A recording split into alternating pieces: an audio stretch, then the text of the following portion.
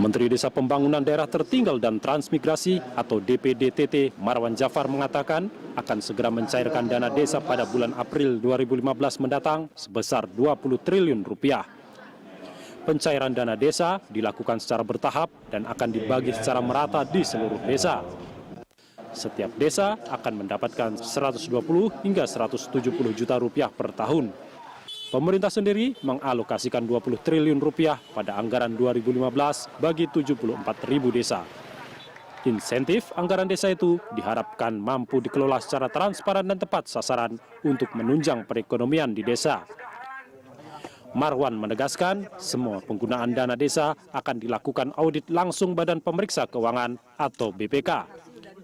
Marwan juga mengimbau para kepala desa agar menggunakannya secara terukur, terarah, serta dapat dipertanggungjawabkan. Lalu, sejauh mana Kementerian DPDDT memonitor penggunaan anggaran tersebut bisa terserap dengan baik? Apakah pemerintah desa dapat mengoptimalkan dana desa untuk pembangunan dan pemberdayaan ekonomi warga desa? Bagaimana mengecek dan mengevaluasi kesiapan masing-masing daerah sebelum mendapatkan dana desa? Ya, pemirsa, untuk membahas cairnya dana desa itu telah hadir PLT Dirjen Pembangunan dan Pemberdayaan Masyarakat Desa Bapak Suprayoga Hadi dan Ketua Relawan Pemberdayaan Desa Nusantara Bapak Suryo Koco Suryo Putro. Selamat pagi Bapak-Bapak. Kita ke Pak Yoga terlebih dahulu. Pak Yoga, faktanya adalah desa itu tidak pernah mendapatkan dana sebesar ini. Apakah desa benar-benar sudah siap dengan program ini, Pak? Insya Allah desa siap ya sebetulnya dalam konteks ini. Karena begini, kita juga nggak bisa melihat bahwa ini dana yang besar langsung ya. Tapi kalau dilihat di beberapa daerah yang kaya contohnya adalah seperti Kota Kartanegara umpamanya. Itu dana ADD-nya umpamanya, alokasi dana desa dari kabupaten tuh jauh lebih besar dari dana desa yang dari APBN ini contohnya. Jadi di beberapa tempat ini bukan melakukan dana yang besar. Walaupun nanti kita akan secara bertahap menjadi yang lebih besar. Karena itu pada tahun awal ini memang kita akan alokasikan tadi mungkin sedikit koreksi antara 250 sampai 250 juta per desa.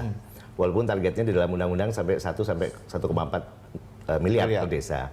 Makanya kita berikan secara incremental bertahap dalam hal ini. Karena kesiapan takutnya kalau tiba-tiba 1 miliar kan bingung diapain uangnya gitu. Apa namanya dalam pengelolaannya karena sistem juga belum siap. Karena itu kita memang sepakat dengan Kementerian Keuangan dan juga dengan DPR. Oke, kita alokasikan sebesar 20 triliun dulu, walaupun sebetulnya idealnya adalah sekitar hampir 70 triliun. Tapi 20 triliun setahun, 20 triliun setahun ini, dalam setahun. Jadi itu yang dalam konteks kita kenapa kita nanti secara bertahap akan tingkatkan sampai meyakinkan bahwa kita juga pemerintah desa ini juga siap untuk mengelola yang lebih besar. Selama ini kementerian untuk memproses meyakinkan diri apakah desa sudah siap atau belum dengan proses apa, Pak? Apakah dengan asesmen ke desa atau kalaupun memang ada asesmen sudah berapa puluh persen kira-kira mereka yang siap? Ini sebetulnya kita sudah melakukan pendataan, asesmen terhadap beberapa prasyarat untuk dana desa ini bisa dikelola. Pertama adalah yang namanya RPJMDes, Rencana Pembangunan Jangka Menengah Desa. Kemudian setiap tahun itu yang masa jabatan dari kepala desa. Kemudian ada yang namanya RKPDes, Rencana Kerja Pemerintah Desa. Nah ini yang sebetulnya menjadi dasar untuk apa sih sebenarnya dana desa yang 200 sampai 250 juta ini itu harus benar-benar istilahnya well plan. Jadi dananya itu dipukul rata semua desa sama atau enggak, beda-beda. Ini ada range-nya. Makanya sebenarnya kriteria yang digunakan oleh Kementerian Keuangan waktu menghitung itu ada dua. Jadi kriteria yang sifatnya dasar, kemudian ada kriteria yang berbasis formula. 90% ini yang kriteria dasar. Jadi memang sekitar 250-an ini rata lah kira. Tapi ada penambahan di beberapa daerah yang menggunakan 4 kriteria tambahan formula. Jumlah penduduk, luas wilayah, kemudian tingkat kemiskinan, dan satu lagi adalah indeks kesulitan geografis. Jadi ada daerah-daerah yang di pulau-pulau, di gunung-gunung segala macam itu akan mendapatkan tambahan yang lebih berbeda dengan yang aksesibilitasnya lebih memungkinkan. Jadi ini semacam pemihakan terhadap daerah-daerah yang agak sulit terisolir dan sebagainya. Kita ke Pak Koco, 20 triliun ini kan memang walaupun memang bertahap gitu ya dari 70 triliunan. 20 triliun untuk 74.000 desa cukup nggak atau berapa idealnya, Pak? Sebenarnya kalau kita bicara dana sebenarnya desa itu tidak melulu bicara butuh dananya, tapi butuh kewenangannya. Kan gitu. Dari awal kami bukan dana segarnya. Sebenarnya bukan dana segarnya. Sekarang kalau otoritas kewenangannya itu besar, sekarang gini Mas, salah satu yang kemarin Mahkamah Konstitusi membatalkan Undang-Undang Sumber Daya Air. Sumber mata air yang di desa itu bisa dikuasai oleh desa, itu membuat desa akan lebih kaya daripada sekedar dikasih duit tiap tahunnya Punya berapa PAD kan begitu gitu ya. Tetapi kita appreciate ini menjadi satu perhatian. Bahwa janji presiden waktu itu pada saat mencalonkan gitu kan, ini sudah terrealisasi walaupun baru berapa persen ya Pak ya. Masih jauh, Masih dalam progres gitu ya, Pak, ya? sekarang baru sekitar itu. Jadi ini menurut kita oke lah, ini menjadi sesuatu hal yang positif. Walaupun sebenarnya kalau bicara angka seperti yang tadi disampaikan Bapak tadi, bahwa angka sebesar itu pun itu sebenarnya mereka juga sudah pernah mengelola dengan baik. 100 juta bantuan dari gubernur, umpamanya 200 juta, yang apalagi yang teman-teman kepala Artinya desa mereka yang nggak akan kaget gitu Pak ya? Enggak ada yang khusus sebenarnya dengan angka yang segitu, nggak perlu terlalu heboh bahwa perangkat desa belum siap, kepala desa nanti masuk penjara semua, nggak se itu. Kalau menurut saya. Baik. Tapi saya sempat berbincang-bincang dengan salah satu lurah di Jawa Barat. Dia mengatakan bahwa untuk masyarakat, untuk masalah program PN Mandiri yang kemarin-kemarin, buktinya bahwa sejumlah kepala desa atau aparat desa itu belum siap untuk mengelola, katakanlah mereka untuk mencairkan dana, lalu kemudian membuatkan SPJ-nya, membuatkan administrasinya, mereka berpikir terlalu ribet masalah ini. Artinya, ini Mas, secara makanya, SDM apakah siap untuk masalah ini? Makanya sebenarnya kalau urusan administratif, ini kan sebenarnya urusannya administratif aja. Kalau urusan administratif sebenarnya apa yang disampaikan oleh Pak Menteri pada saat itu tentang bagaimana desa online dan seterusnya, apa susahnya sih ketika kemudian guidance online-nya sudah ada, mereka tinggal isi, atau mungkin ada sistem yang sudah disiapkan oleh Kementerian Desa bekerja sama dengan Kominfo, kemudian itu CD, dalam bentuk CD tinggal diinstal di komputer masing-masing, format pengisiannya ada caranya, ada manual booknya, udah selesai. Artinya panduan sudah lengkap ya Pak ya, lewat online seperti yang dibilang oleh Pak Koco ini? Kita sedang siapkan, karena ini bagaimanapun ini kan masa awal ini, terutama Kementerian Keuangan ya, ini untuk akuntabilitas pengelolaan dari dana desa ini. Kemudian minggu depan kita akan melakukan sosialisasi bersama ini. Jadi kita undang semua ini harus bertahap karena kita nggak ngumpulin 74.000 orang di sini sekaligus. Jadi minggu depan itu Kementerian Keuangan akan mengumpulkan seluruh kabupaten yang diwakili oleh namanya Badan Pemberdayaan Masyarakat Desa di kabupaten. Dan itu sistem itu nanti akan kita sampaikan. Dan itu disusun bersama. Jadi antara Kementerian Keuangan, Kementerian Dalam Negeri, dan Kementerian Desa. Jadi seperti contohnya adalah dalam kaitan dengan pengelolaan dana itu kan lebih banyak nanti dari sisi aparat dalam hal ini. Sementara dalam konteks penggunaan yang berbasis pada tadi RKP namanya, Rencana Kerja Pemerintahan Desa, yang nanti menjadi APBDes, itu kan kita ada rinciannya untuk apa aja sih bolehnya. Walaupun sifatnya adalah ini semacam guidance saja. Jadi tidak dalam konsep 100% harus diikuti, tapi ini semacam satu acuan. Daripada dia gunakan untuk ini, lebih baik untuk ini. Prioritas, makanya kita gunakan prioritas untuk masalah distribusi dana nih Pak, bagaimana Pak sistemnya? Apakah lewat transfer atau siapa dari mana ke mana, mungkin masyarakat juga perlu tahu nih Pak. Ini sebetulnya nih istilahnya dana terjun langsung ini, dari pusat. Itu pakai langsung, iya makanya benar. Tapi tetap pakai jaring pengaman, yaitu di kabupaten. Kita nggak langsung ke desa. Jadi ada dari namanya rekening kas umum negara dari Menteri Keuangan melalui Dirjen Perimbangan Keuangan, kemudian langsung ke RKUD namanya, rekening kas umum daerah. Daerah ini dalam hal kabupaten. Kemudian di situ cuma transit, istilahnya cuma tercatat aja, paling lama 2 minggu. Itu harus dibelanjakan melalui alokasi langsung ke rekening kas desa. Pengawasannya gimana Pak? Kan tadi dikatakan bahwa katanya BPK langsung mengaudit begitu, tapi untuk pengawasan sendiri kan berjenjang ke bawah gitu. Kalau BPK sendirian kayaknya agak-agak sulit. Nggak cuma BPK loh ini, kalau namanya APBN itu semuanya juga berhak, ya BPKB, ya termasuk KPK. KPK seperti contohnya kemarin sedang juga melakukan konsolidasi dengan kementerian kami, Kementerian Keuangan, Kementerian Dalam Negeri untuk menyiapkan sistem itu. Jadi ini masalah LKPP contohnya, Lembaga Pengadaan Barang dan Jasa itu ya, pemerintah. Karena ini dana APBN, maka semuanya sistem APBN yang akan diberlakukan. Makanya kita khawatirkan memang, walaupun Pak Koco tadi sempat sampaikan ada semacam satu hal yang kita lihat ini berdasarkan kewenangan kan, manifold function. Jadi memang uang ini memang tidak bisa sekedar kita turunkan, tanpa melihat fungsi ataupun kewenangan yang ada. Nah ini yang kita sekarang juga sedang tata. Soalnya kita kan barusan juga mengeluarkan Permen Desa nomor 1 tahun 2015 kira-kira 2 bulan yang lalu dan itu baru melakukan rekognisi lah, semacam pengakuan lah terhadap hak asal usul, hak lokal berskala desa dan sebagainya. Itu yang sebenarnya eligible untuk didanai melalui dana desa. Jadi ini dana istilahnya apa ya, dulu kita bilang dengan block grant istilahnya. Block grant langsung ini. Jadi tidak spesifik grant. Kalau spesifik grant itu ada string attached gitu ya. Kita yang masih ngatur. Tapi kalau ini adalah benar-benar diatur oleh makanya dibilang dana yang terjun langsung begitu ya. Oke Pak Koco, ini rawan korupsi nggak sih? Atau ada yang bilang katanya begini, korupsi sekarang justru akan beralih di desa, tidak hanya di elit saja. Itu betul nggak dengan program ini Pak? Jadi gini, korupsi itu kan ada beberapa hal nih. Bicara tentang penyalahgunaan wewenang, bicara kemudian ada yang lain adalah kesalahan pengalokasian, kesalahan penggunaan. Kita tidak menjadi lebih kaya, tetapi hanya karena salah pelaporan bisa dianggap salah korupsi. Administrasi tadi yang tadi. Salah administrasi. Makanya kalau bicara lawan korupsi, menurut saya dalam konteks pengawasan masyarakat, di tingkat desa itu lebih terawasi oleh masyarakat secara langsung daripada level di atas desa. Bicara kabupaten, kita nggak pernah tahu nih bagaimana dana itu digunakan untuk apa, jalan ini besaran dananya berapa, kontraktornya siapa. Kalau di tingkat desa jarum jatuh aja ketahuan. Oh Pak Kades beli mobil baru aja ketahuan. Pak Kadesnya kawin lagi. Nah Pak Kadesnya jalan-jalan kemana ketahuan. Jadi menurut saya kalau bicara rawan korupsi, tingkat kerawanannya mungkin menurut saya menjadi lebih kecil di desa karena pengawasan melekat masyarakat yang pasti akan terjadi. Saya yakin ketika masyarakat tahu ada duit masuk ke desa, itu mereka akan dengan mata yang tajam mengawasi ini digunakan untuk apa.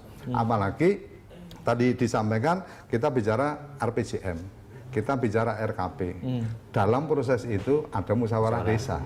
Dalam musyawarah desa tidak seperti dulu Pak. Musyawarah desa dulu itu cukup dengan BPD sama pemerintah desa. Konspirasi kalau di tingkat nasional DPR sama pemerintah, DPRD sama pemerintah daerah. Sekarang kalau bicara desa Mas, musyawarah desa itu dalam beberapa hal harus melibatkan masyarakat secara langsung. Kelompok-kelompok masyarakat, tapi kelompok artinya petani. bancakan dana di level desa juga dimungkinkan kan kalau memang kita bicara masalah konspirasi tadi Anda bilang. Ya kalau mau bersepakat semua akan menggunakan ini untuk kemudian kemanfaatan pribadi masing-masing ya sangat bisa di level manapun. Tetapi bahwa kemudian apakah kita juga sudah sangat tidak percaya dengan masyarakat kita bahwa mereka ingin jadi lebih baik? Saya yakin enggak. Ini kan hampir sama seperti ini yang menjadi tugas berat sebenarnya menurut saya untuk Kementerian Desa adalah bagaimana kita memberikan pemahaman atau memberikan satu kesadaran kepada masyarakat bahwa kepada pemerintah desa juga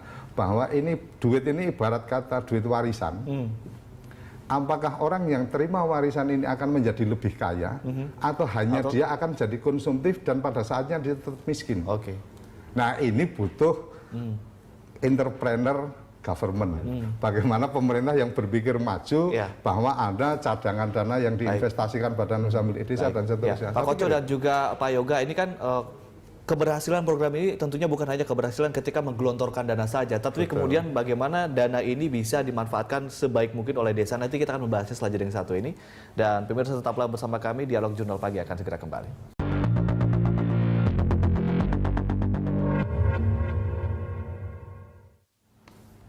Ya, kita lanjutkan dialog dana desa untuk siapa. Terkait untuk siapanya Pak Yoga, sebetulnya kan program ini dibilang sukses atau tidak hanya ketika menggelontorkan dananya saja. Tadi seperti kita sempat singgung. Tapi kemudian apakah desa ini bisa mengoptimalkan dana tersebut atau tidak? Nah, target dari program ini apa Pak? Apakah ke ekonomi, apakah ke infrastruktur, ataukah ke fisik, atau terserah desa mau diapain? Terima kasih Mas Ade. Jadi ini memang satu hal yang kita sangat penting kan. Karena itu kan kita sudah menerbitkan yang namanya Peraturan Menteri Desa nomor 5 tahun 2015 ini tentang penetapan prioritas penggunaan dana desa. Dan ini kita sudah sepakat dengan Kementerian Keuangan, ini akan ditetapkan tiap tahun. Ya seperti tahun ini contohnya. Ada hal-hal yang semuanya itu termasuk tadi untuk peningkatan produktivitas ekonomi masyarakat, untuk peningkatan infrastruktur, ketersediaan infrastruktur, untuk penyediaan pelayanan sosial dasar, itu kita juga jangan lupakan. Atau mungkin lapangan pekerjaan. Ya, otomatis kalau kita bicara mengenai ekonomi produktif kan ini juga generating employment ya, jadi kemungkinan lapangan kerja dan sebagainya. Kemudian dalam konteks ini sebenarnya tidak tutup kemungkinan juga infrastruktur yang sifatnya produktif, sifatnya seperti contohnya bagaimana pasar desa. Kemudian bagaimana ya pertanian apalagi ketahanan pangan, kedaulatan pangan, sekarang irigasi dan sebagainya itu sangat dimungkinkan.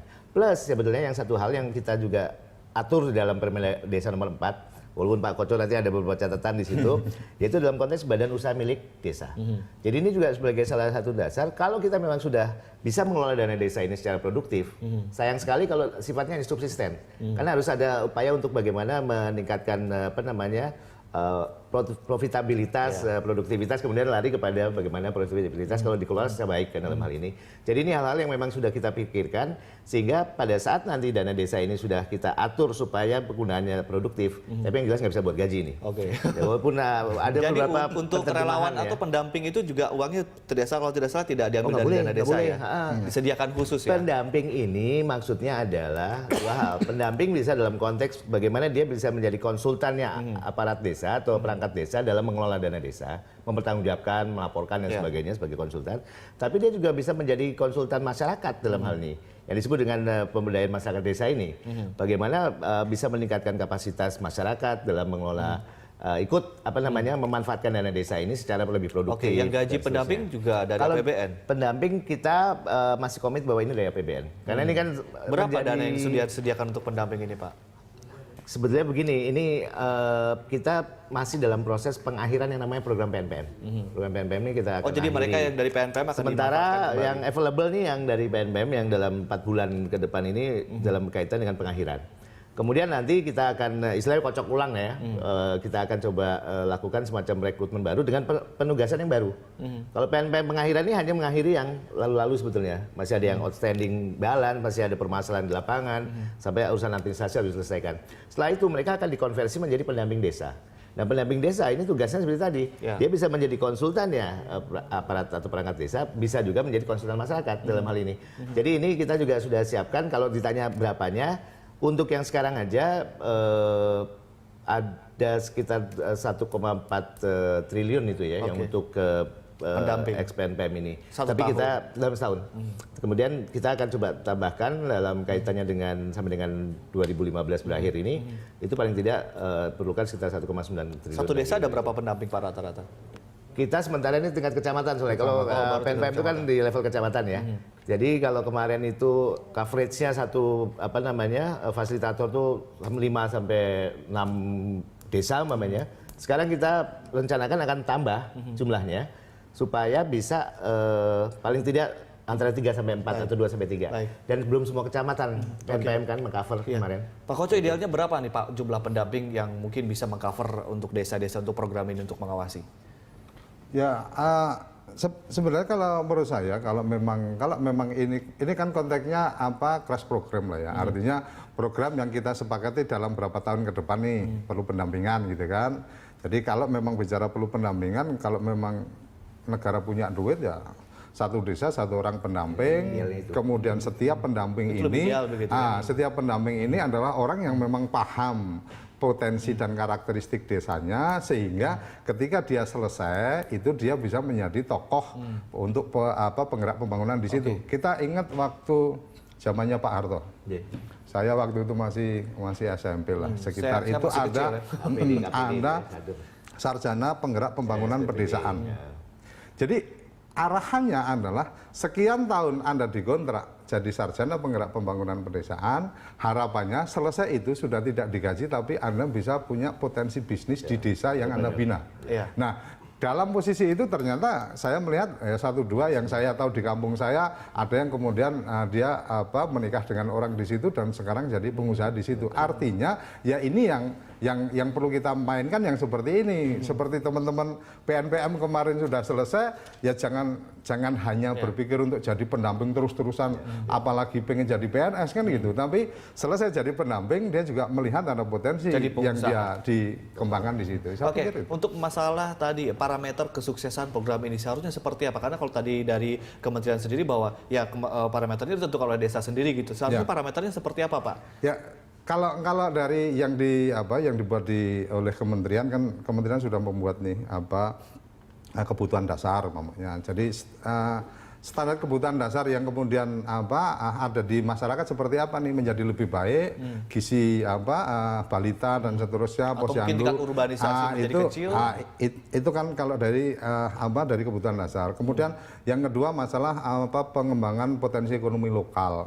Kalau pengembangan potensi ekonomi lokal, maka yang terjadi adalah apakah jadi lebih banyak orang yang migrasi atau yang ke kota-kota gitu kan, atau mereka tetap tinggal di situ mengembangkan potensi usaha yang ada di situ. Ini kan indikator-indikator itu jelas. Kemudian yang menjadi menarik menurut saya sebenarnya tuntutan tentang bagaimana desa punya sumber pendapatan asli desa yang semakin meningkat.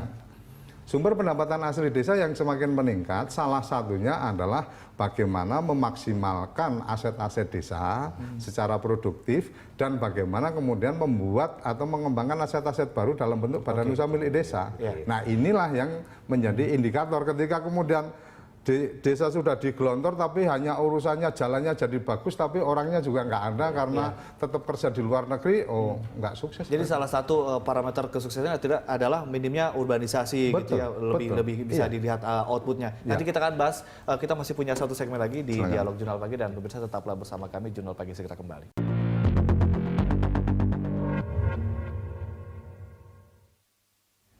Ya, dialog dana desa untuk siapa kita lanjutkan, kita ke Pak Yoga. Pak Yoga, ada nggak sih rumusan mungkin dalam undang-undang yang nomor 6 tahun 2014 ini diatur rumusan desa ini dapat berapa, hitung-hitungannya dapat berapa, dirumuskan di situ, ada nggak hitung-hitungannya, Pak?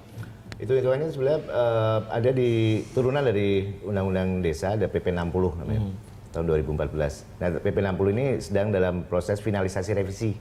Jadi ada seperti tadi yang saya sampaikan, ada formula dasar, ada kriteria dasar dan ada kriteria berbasis formula. Itu yang tadi ada 4 kriteria dasar dalam konteks bagaimana luas wilayah, jumlah penduduk, kemudian tingkat kemiskinan, dan kemudian indeks kesulitan geografis. Nah, ini yang harus sudah ditetapkan secara mufakat dengan bupati setempat yang nanti akan menerbitkan namanya peraturan bupati untuk jadi makanya ada perbedaan tadi yang saya bilang. Jadi bupati nanti akan memberikan guidance ke pusat begitu, termasuk ya, karena kita istilahnya memang uang ini terjun langsung walaupun sempat transit di kabupaten, dan juga ada tanggung jawab kabupaten nanti untuk mendapatkan laporan dari desa dan juga laporan nanti ke pusat. Jadi ini hal-hal yang memang harus kita itu secara kepentingan politis gak sih, Pak? Artinya gini, ketika saya melihat gitu penduduk desa bilang bahwa dari kabupaten tidak mengalokasikan, tidak memprioritaskan kita karena partai yang menang di sini bukan partai yang menang di kabupaten misalnya. Ini rawan begitu nggak sih, Pak? Hitungannya udah ada dari pusat.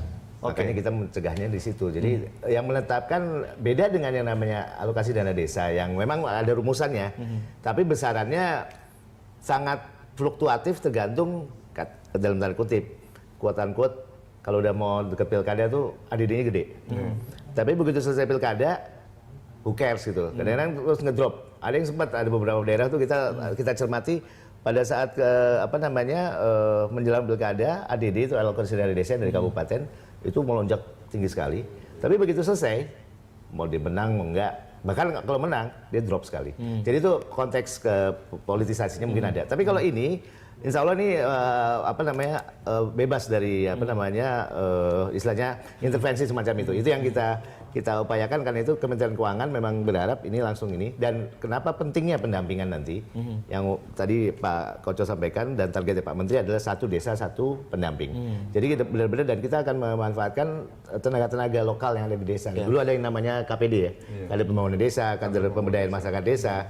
Itu yang nanti akan menjadi semacam watchdog-nya lah, yang nanti harus mengawasi penggunaan, pemanfaatan dan sebagainya. Ke Pak Koco ini bagaimana kalau untuk komentar Anda mengenai statement tadi bahwa tidak akan ada kepentingan politis di situ, tidak ada kemudian intervensi politik di situ? Kalau dana desa APBN, saya pikir memang benar yang disampaikan Pak Yoga tadi, bahwa kecil kemungkinannya itu karena apa? Karena di aturan undang-undang bahkan sangat jelas ketika kabupaten tidak mengalokasikan sesuai dengan sesuai dengan ketentuan, bahkan dana transfer tahun berikutnya pun akan dievaluasi, akan dikurangi gitu. Jadi termasuk yang ADD sudah mulai diantisipasi, Pak. Yang ADD dulu kan ada standarnya minimal 10% dari ini dikurangi belanja dan seterusnya. Kalau yang sekarang kan yang di luar DAK gitu kan. Nah, itu ketika tidak dipenuhi, Mas, itu dari pusat bisa melakukan evaluasi terhadap transfer daerah tahun berikutnya.